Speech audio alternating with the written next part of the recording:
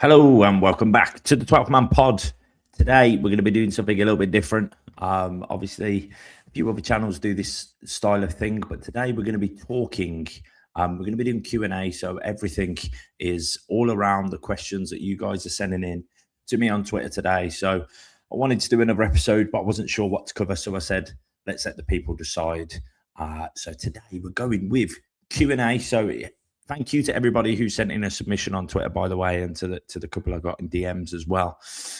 So we shall get started. So the first one that came through today was from a good friend of mine, Rob Warner. He says, am I the only one who feels overly protective of Garnacho now he's got a Villa shirt on? Now, no, I also feel overprotective of Garnacho in a way. I really enjoyed his introduction video where he had his interview, and something in particular that he said that stuck with me, because I think it takes a huge amount of bravery to come out and talk about things that might make you seem a bit vulnerable.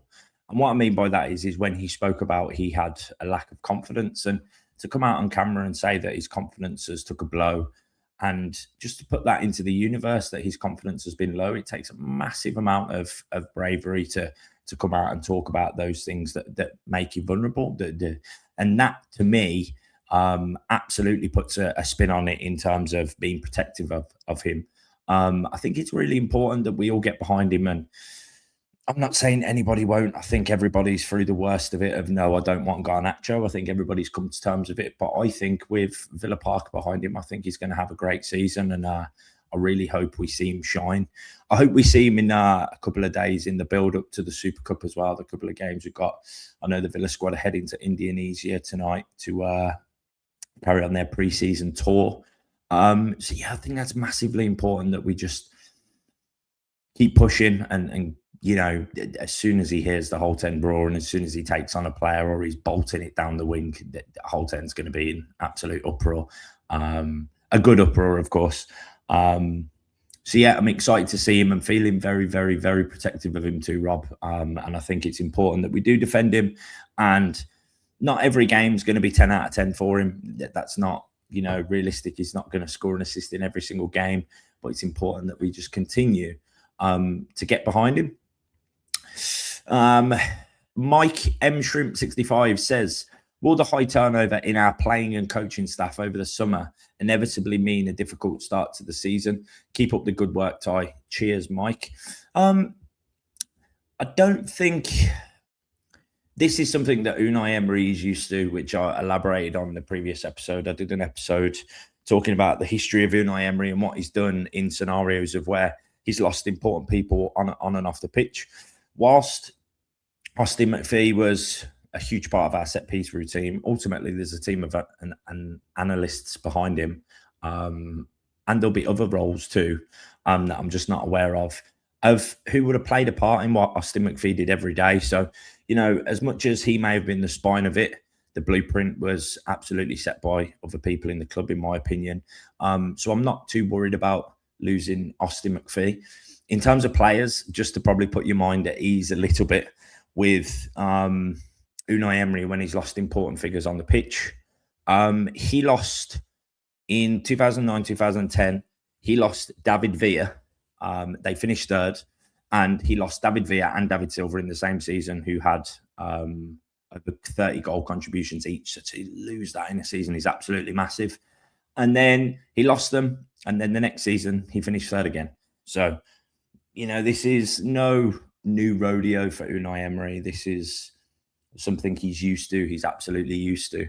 So I'm bringing in a lot of fresh blood. That there may need to be some time for players to bed in. Obviously, we haven't finished our business in the window, and we've got a few friendlies and a Super Cup coming up before the Premier League starts. But players will need time to bed in. A lot of the squad aren't even back from the World Cup yet.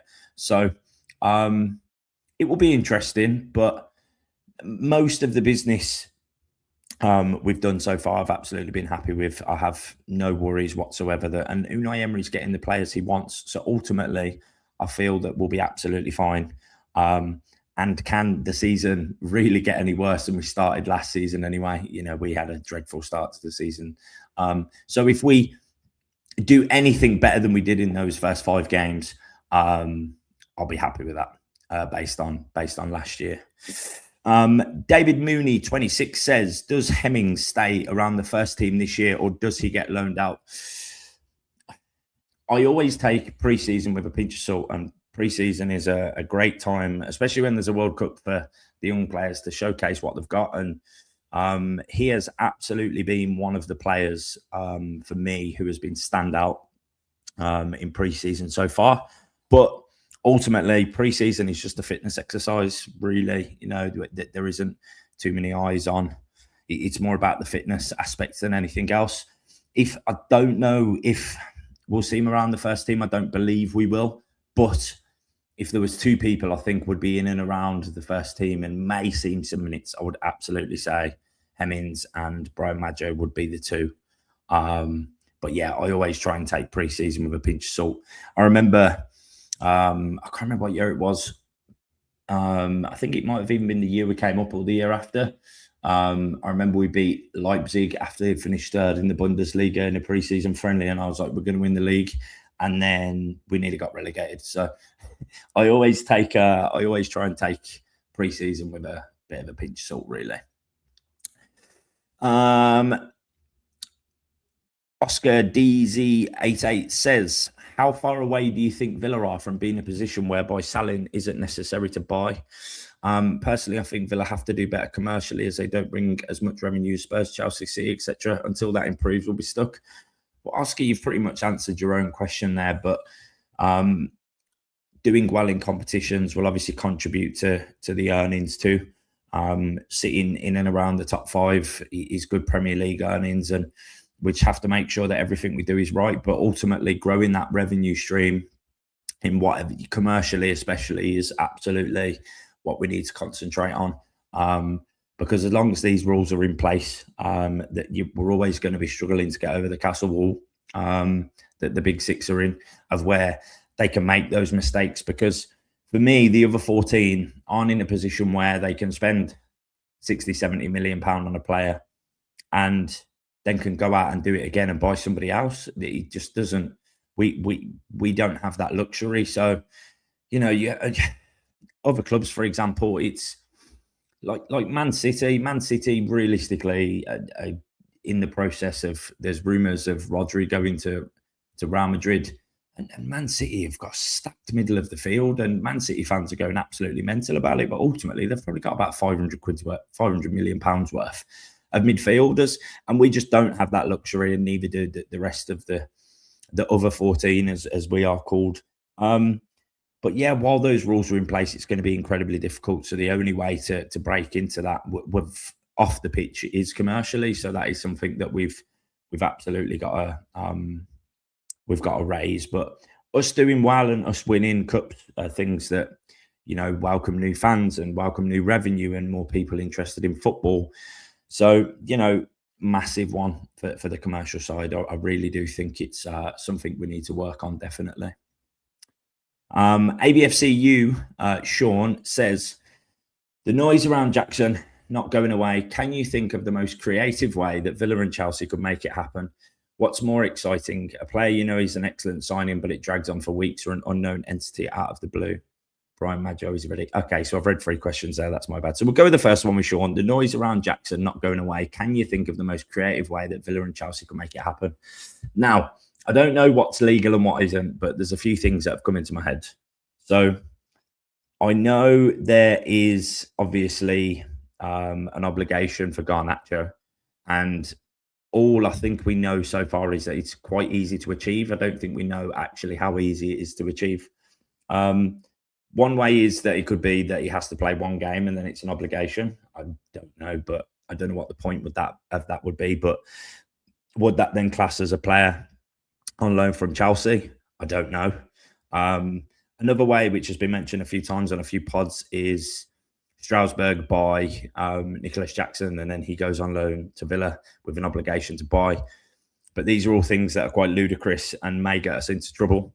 And I'd absolutely like us to be no part of it whatsoever. I think Nicholas Jackson will be great. I think he's only like 24, 25. Got loads of years left in him, but Chelsea value him high. So ultimately, it's the decision of Unai Emery and Alebe, isn't it? Alebe. I don't think I've ever said his name out loud. Ultimately, it's their decision.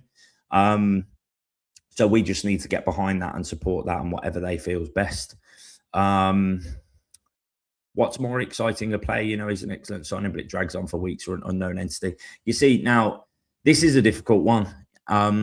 If you had asked me a few years ago, my decision would probably be a little bit more reckless. And I would say a complete unknown entity out of the blue who comes into the league and turns it upside down and all eyes are on them of how good they are. And it comes out of nowhere, kind of like with John Duran, really. John Duran was an anomaly, wasn't he? He came from absolutely nowhere. But now, with the position we're in, we're not in a position really where we can make mistakes and we can spend 15, 20 million on a player who isn't proven, essentially.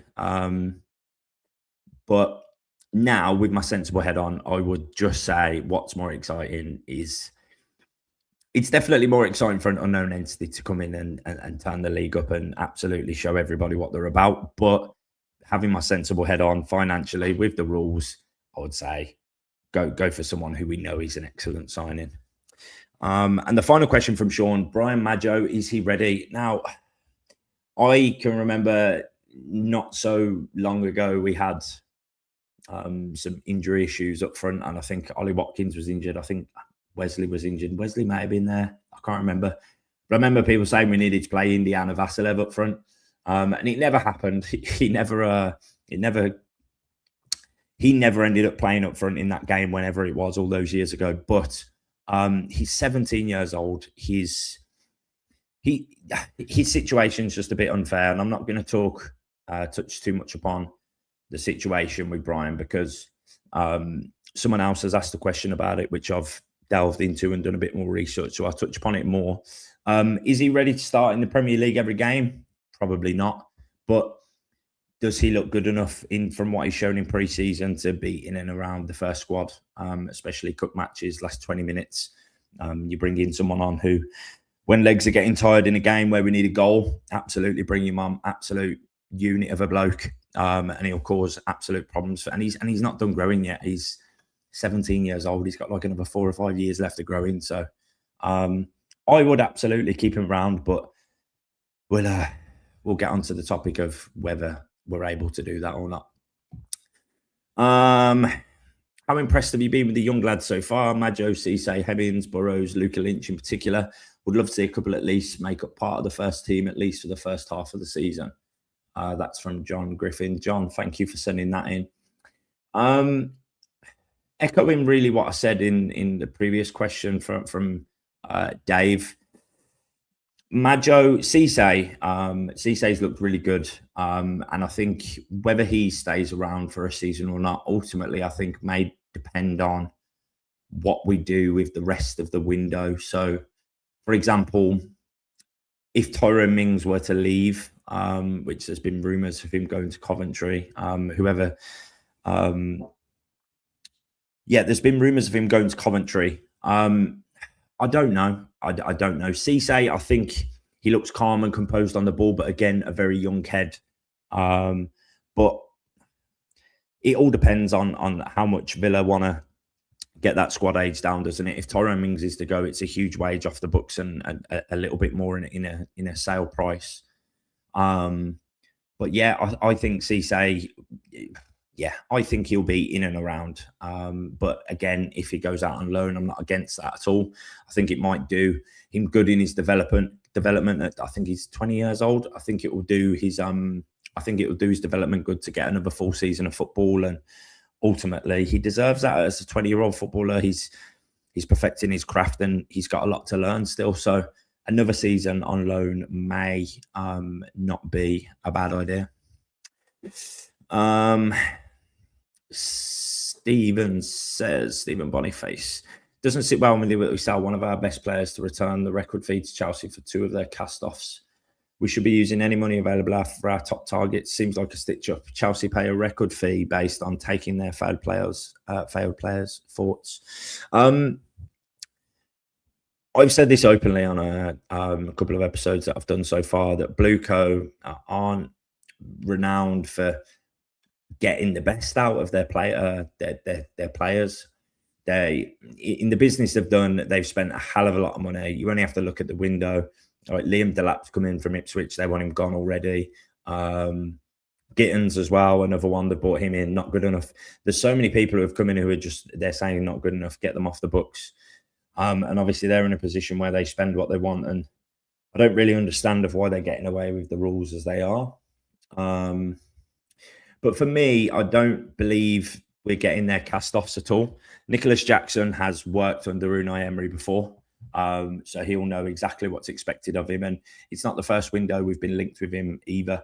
So I don't think he's a Chelsea cast-off. I mean, if Chelsea, he doesn't fit into Xabi Alonso's plans, you know, when new managers come in, things can change in football and that happens. Players aren't part of the plans. But I absolutely don't believe he's a cast-off.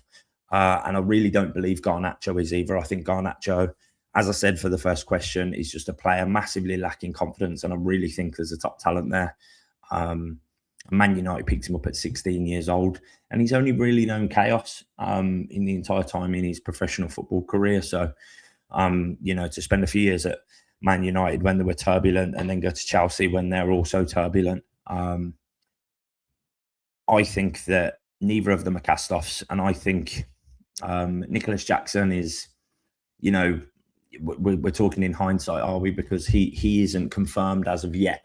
But Garnacho, I think he's going to be great. So Stefan, however you pronounce your name, I'm sorry. I know you might be Stephen with a PH.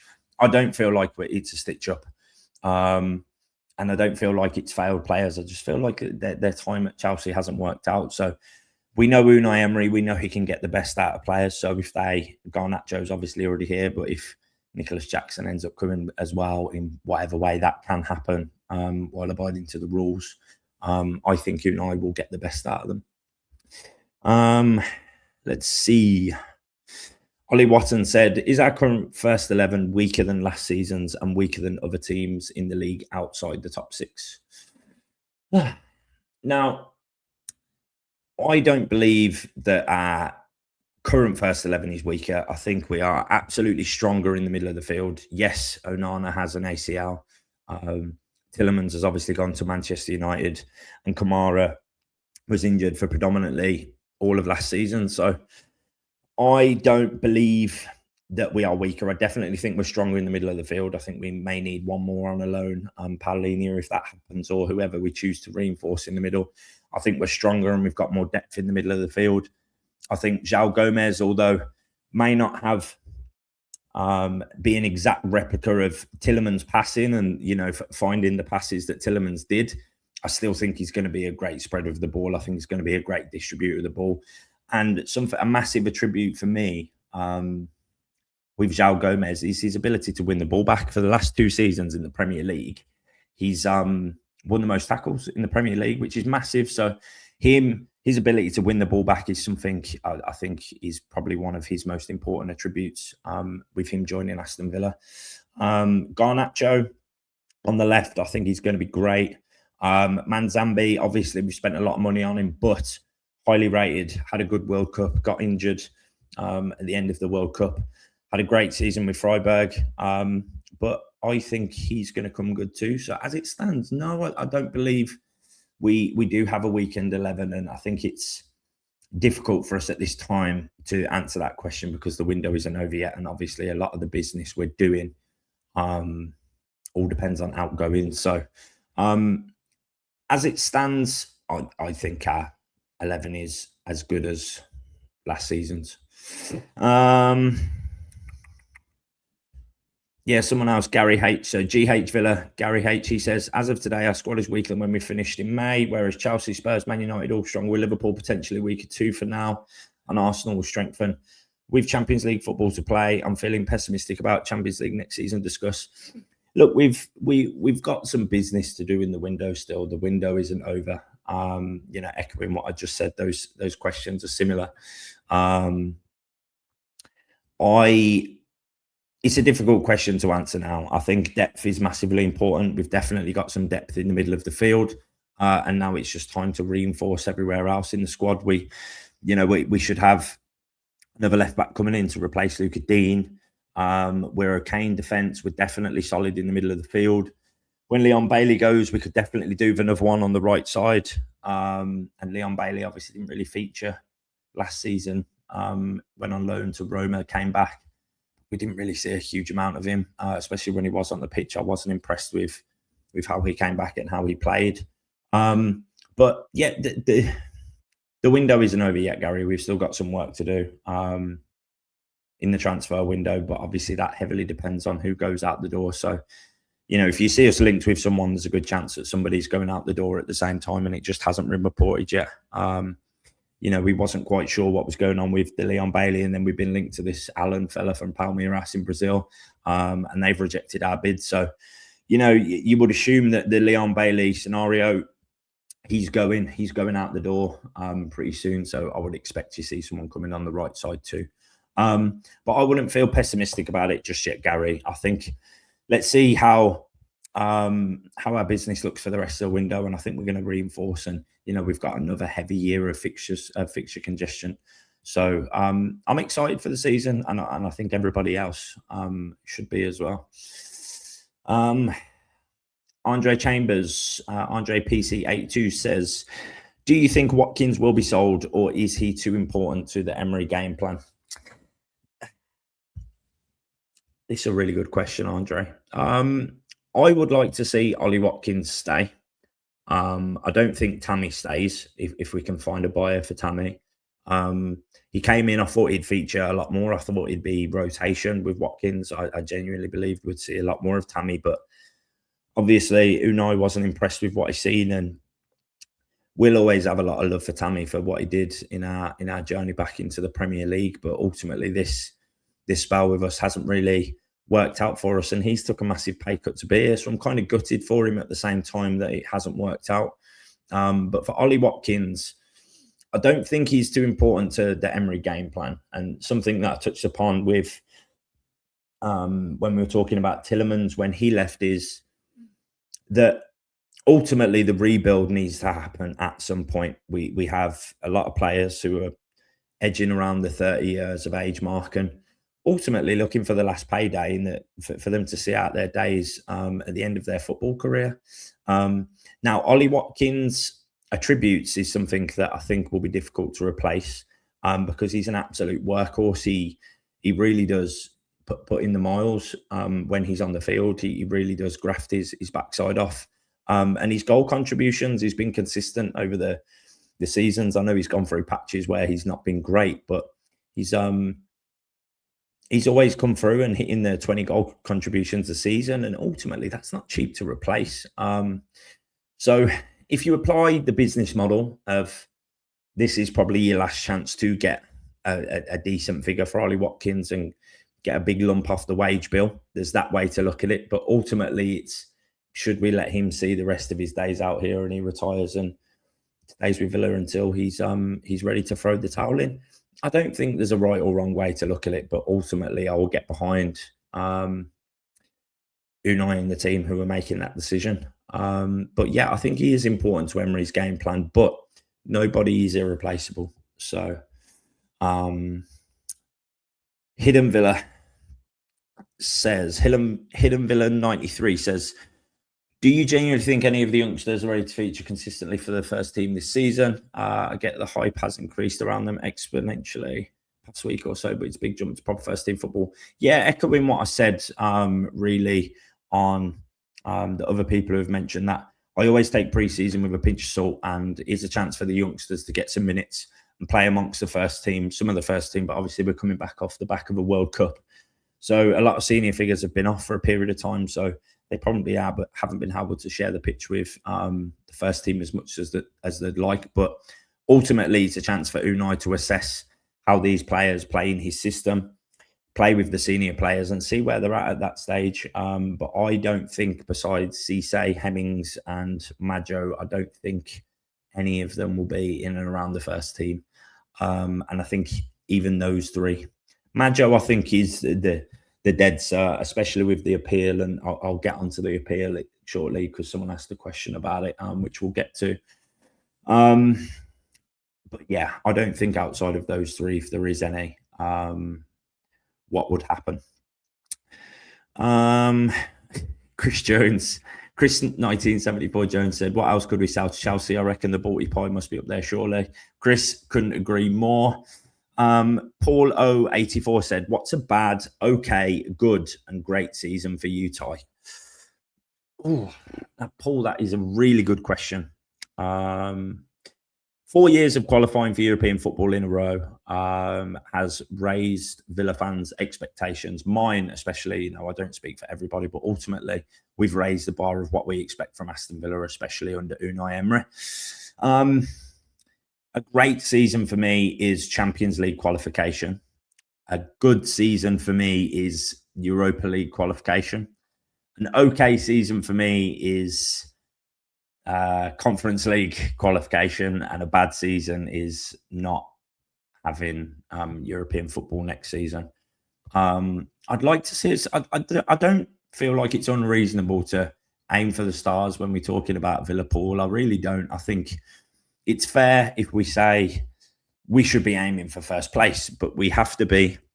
We don't have these £1 billion squads and depth of 3 or 4 or 5 people in every position, like some have that luxury. We just don't. So a great season for us is probably not a great season for your likes of Liverpool. Liverpool fans are absolutely raging with the season we had, but we were over the moon. We're finishing 4th and winning a trophy and qualifying for Champions League. Absolutely great season for us. But if we keep trying to raise the bar every season, that's not realistic, because obviously we would just keep winning every season, and ultimately not every season is going to be magical. That season we've just had is magical. Being a realist, I am quite optimistic generally anyway around Aston Villa. I always try and find a positive in any scenario that's causing a bit of carnage, but I'm always the optimist. But we should be able to dream. We should be able to say, let's push for the title, and I don't think it would be unfair for anyone who wants to do that. But yeah, for me, a great season is Champions League qualification again, and a good cup run. I'd love to see us have a good cup run. So yeah, thanks for sending that in, Paul. Great question. Pricey 78 Pricey _S says, for all Madjo's presence and threat, I thought John Martin was very good at the centre half of the Sociedad defence. Thoughts as a long-term Conte replacement alongside Spanish compatriot Pau. His passing when he came on was excellent. Yeah, I did see glimpses of him, Pricey, but when I go to preseason games, being completely honest with you, I'm not locked in like I am in a competitive game. It's preseason for me it's nice to see everyone have a run out. It's nice to see some goals. And for me, it's more of an exercise for me to spend time with my friends. And I'm not saying I sit there for 90 minutes and chat to everybody for the entire game. But, for me, the preseason games, especially the ones at Warsaw, they are games where I probably spend some time catching up with friends, maybe a little bit more than concentrating on the real things that are going on the pitch as such. Obviously, the players with Sociedad, I don't think everybody knows every Sociedad player that was on the field at the time. But I did see him, I think. But yeah, I can't really comment on that one, Pricey, being completely honest with you. I'm not going to tell fibs to you and say, yeah, I thought he was amazing. I didn't really pay that much attention to the Sociedad side of things. I've really just had my eyes on the Villa players. Rory Doherty says, how long do you think Villa will be stuck in the cycle of having to sell their stock players to rivals to comply with CSR and PSR? It's a really difficult question, Rory, because ultimately the rules dictate that. Do I find it bonkers that Chelsea continue to spend as they do, can make as many mistakes with their signings and the amount of money they spend, and can just keep throwing more money at the problem? But then also Morgan Rogers, he's going for the project. He's going for the challenge of what Xabi Alonso has planned. But ultimately, he's left a team that have finished 4th in the Premier League, and he's played the most minutes in that team. Aston Villa fans love him to death. Unai Emery loves him to death. We've won a trophy, qualified for Champions League, and then he's gone to a club that... The thing is, Chelsea didn't qualify for European football, so Chelsea should technically have a great season this season, because all they've got is the FA Cup, the Carabao Cup, and the Premier League. They've got no European football. The season, this season's going to be a bit of a madness, because there's 9 teams playing European football, and Chelsea aren't one of them, which is bonkers to think about, that 9 teams qualified for Europe, and Chelsea did not. So their season, there is no excuse why they shouldn't finish in a European spot this season. If they don't, then, I don't want Chelsea spoke about in a good light for the foreseeable. But yeah, I would like that cycle to stop. It kind of feels like the other 14 are feeder clubs to the other 6, the big 6, which I hate. It's their best player. All of the best players get taken. I understand that's football. The best players go to the best clubs, but the days of one club players and players seeing out their days at a football team, I feel like they're non-existent. I don't feel like they exist anymore. So how long do I think it will go on? It all depends on our ability to raise our commercial revenue, how well we do in cups, how well we do in the league. Obviously, these things contribute, but ultimately we've got to raise more money off the pitch. And increasing the stadium size and increases revenue too. And I think we've just got to do that with the rest of the stadium. We've got to get the numbers up. So I think it's massively important commercially that we are making more money off the pitch, ultimately, is what it boils down to. And I think while those rules are in place, Rory, I think we'll always be a part of that, which is depressing to think of it like that. But, I just take each day as it comes, and nobody's irreplaceable. And if someone wants to come in and throw 100 million at one of our players, I'm at peace with that. We all got through the Grealish saga. We wanted Grealish to spend the rest of his days at his villa, and that hasn't happened. He went to Man City. And ever since then, I've been at peace with it. I've been at peace with whoever leaves. I don't have that attachment to players like that anymore. I learned my lesson in the Grealish saga. So, I hope the rules change and the other 14 have a chance to be in and around, because it's boring, the same teams every year, isn't it? Let's make it a bit more competitive. Let's put Villa in the mix.